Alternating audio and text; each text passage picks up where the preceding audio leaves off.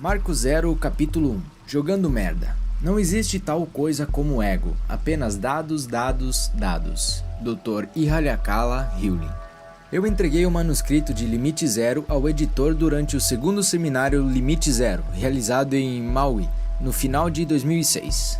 Foi uma época divertida para mim. O livro basicamente se escreveu. Eu o escrevi em 2 semanas, o que é surpreendente. Outros livros meus levaram meses e até anos para serem concluídos. 2 semanas? Isso é um milagre. O Dr. Hewlin, meu coautor, o aprovou após ler apenas algumas páginas. Ele disse: "O divino está dizendo que está bom." Fiquei orgulhoso. E por que não? Eu não tinha ideia de que o pior estava por vir.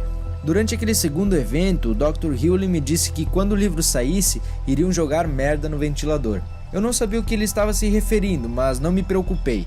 Sentia-me guiado e protegido. Meu espírito se encontrava radiante e minha confiança estava lá no alto. Eu continuaria a purificar. Nenhuma merda me perturbaria. Eu estava errado.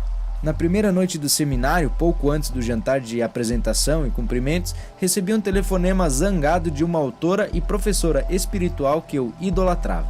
Ela havia endossado o manuscrito do livro que lhe enviara, mas aparentemente não o tinha lido. Depois de fazê-lo, fez algumas objeções, uma das quais era o fato de eu tê-la incluído, embora sem identificá-la.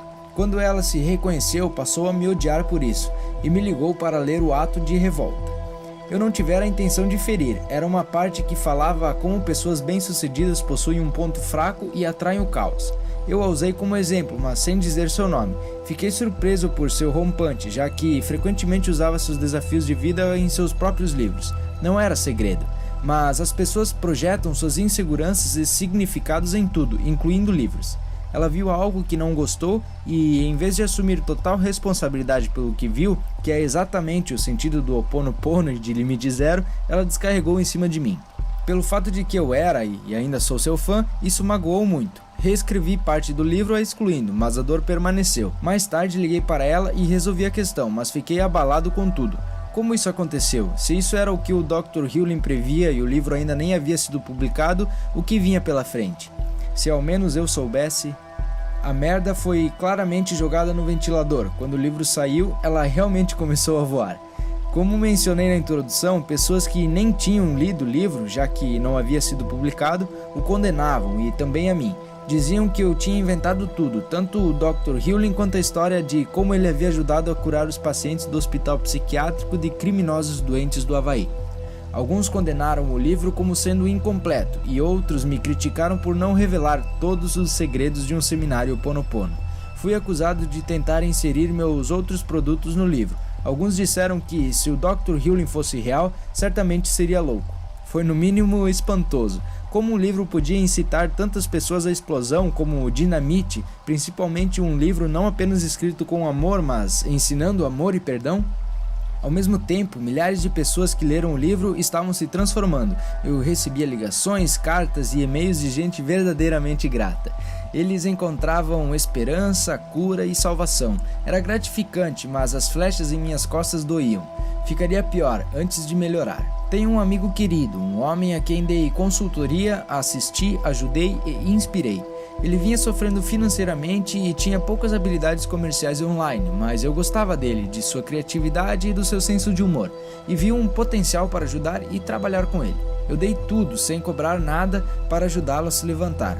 Ajudei-o a criar um comércio online e uma mala direta. Ajudei-o com produtos e marketing.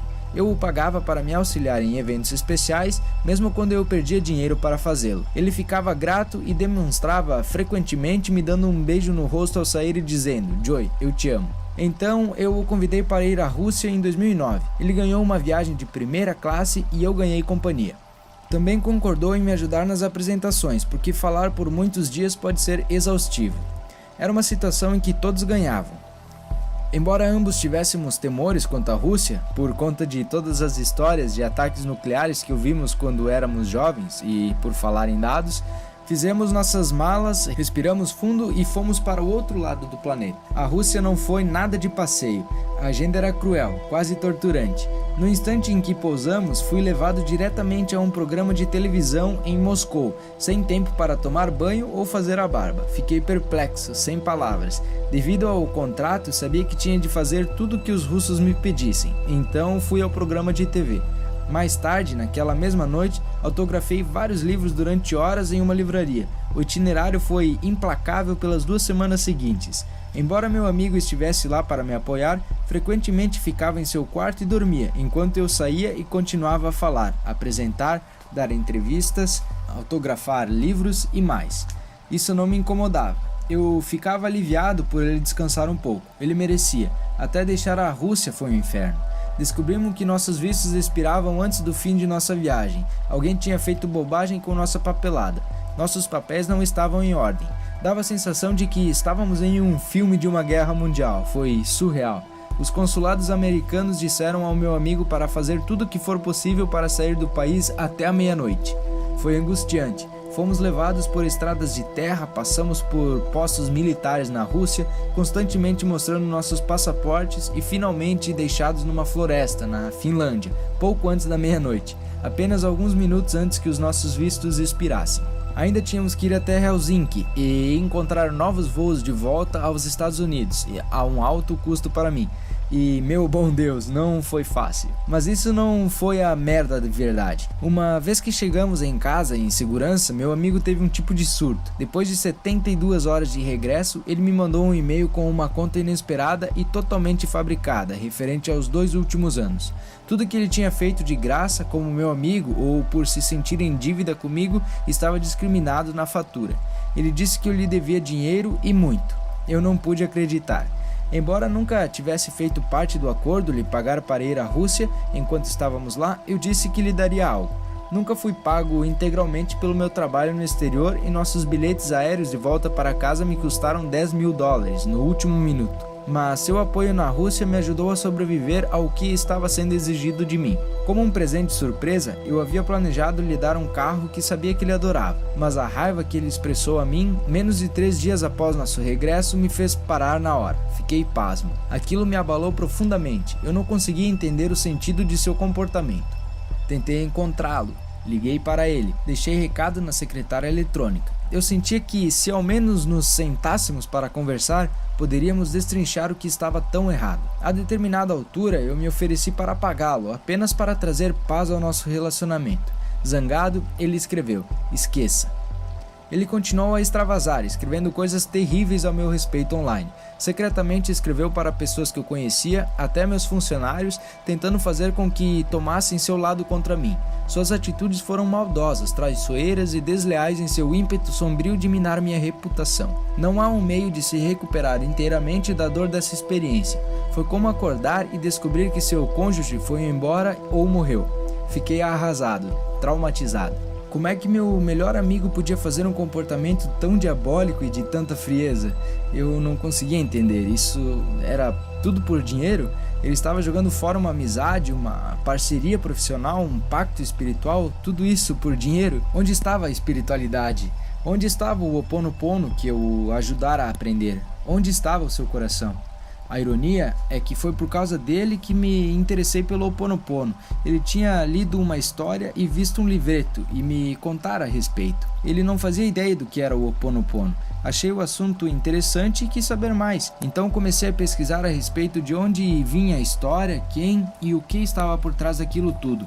Acabei conhecendo o Dr. Healing e escrevendo Limite Zero. Pensei que meu amigo entendesse os princípios da responsabilidade pessoal, do amor e do perdão. Afinal, paguei para que ele participasse do seu primeiro evento do Ho Oponopono.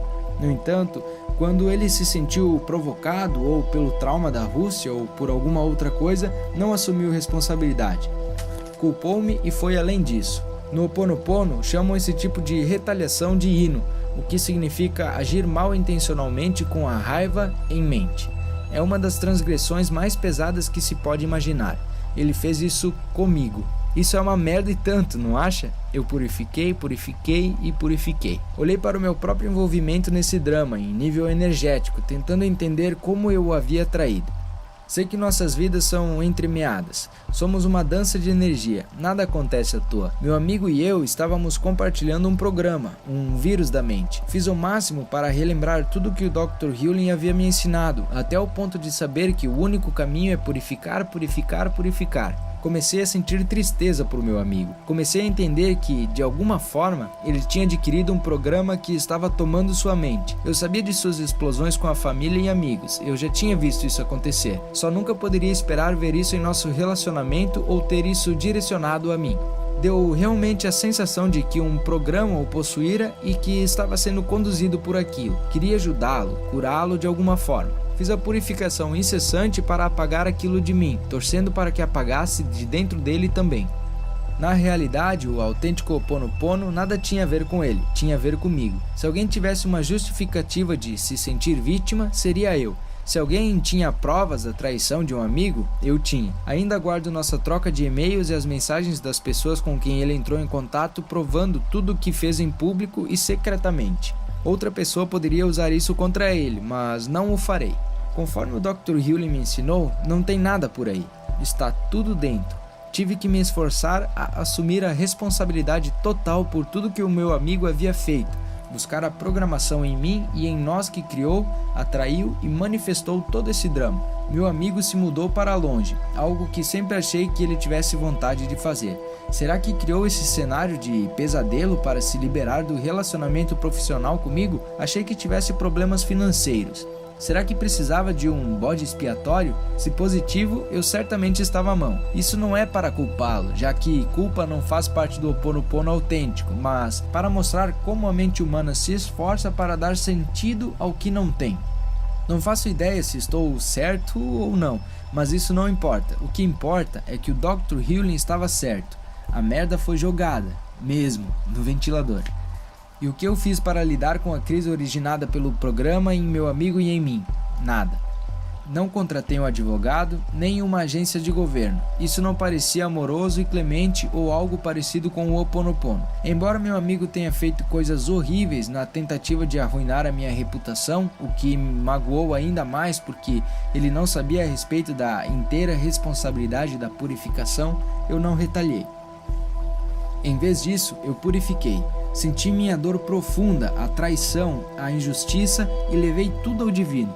Usei o mesmo processo que o Dr. Hewlin me ensinara. Assumi a responsabilidade e a situação. Eu não disse nada negativo publicamente e só estou compartilhando a história agora com você por uma lição maior, que virá no instante. Trouxe o drama para dentro e foi onde purifiquei. Também utilizei uma forma avançada de Ho Oponopono que irei compartilhar com você mais adiante nesse livro. Foi uma combinação de todos esses métodos que permitiu finalmente liberar a energia das minhas percepções sobre o meu ex-amigo. O drama cessou. Ele parou com a campanha difamatória, a poeira baixou.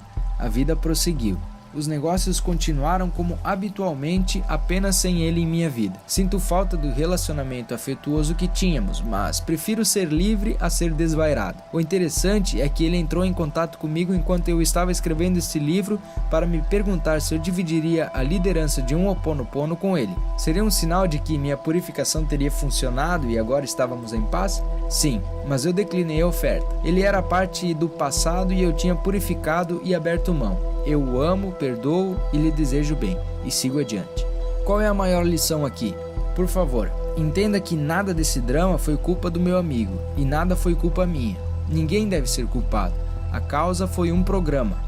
Isso é o essencial ao que se ater. Assumi total responsabilidade pelo programa que tomei ciência em mim mesmo. Conforme me purifiquei daquele programa, a situação se resolveu. Essa é a primeira lição a se obter. É o motivo para que eu tenha dividido essa história com você. Até para autores e gurus, tudo se resume à prática do Ho Oponopono para purificar programas, lembranças e outros dados, para voltar ao estado de amor puro. Como o Dr. Hewlin costuma dizer, só estou aqui para purificar. Como você vai aprender nesse livro, a vida sempre irá lhe apresentar desafios. Essa é a natureza da vida. O passe livre para sair da prisão é a prática do Ho Oponopono.